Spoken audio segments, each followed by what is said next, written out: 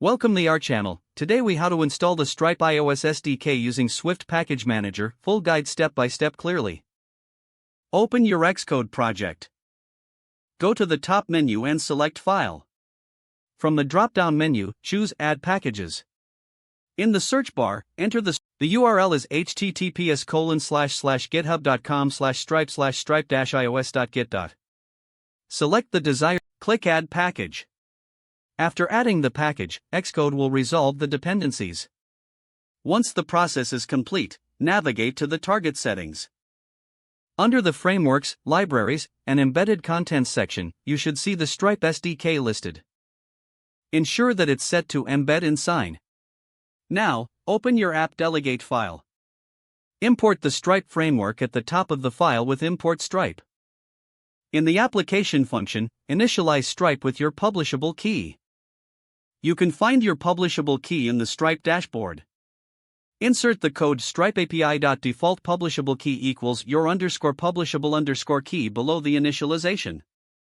Next, create a view controller to handle payment processes. In this view controller, import Stripe using Import Stripe. Set up your UI to include a payment button. Connect the button to an action method in your view controller.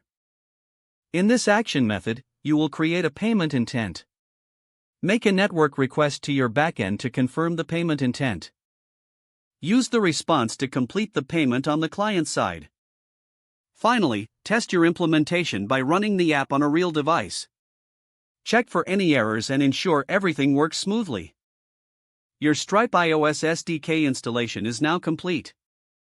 If the page does not load, refresh the browser or try again in a private or incognito window. Make sure you are using the correct email address, then retype it carefully to avoid small typos. If your password is not accepted, use the reset option and create a new strong password you can remember.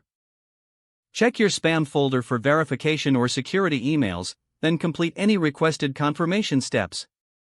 Enable two-factor authentication if available to improve account security and reduce unauthorized access risk.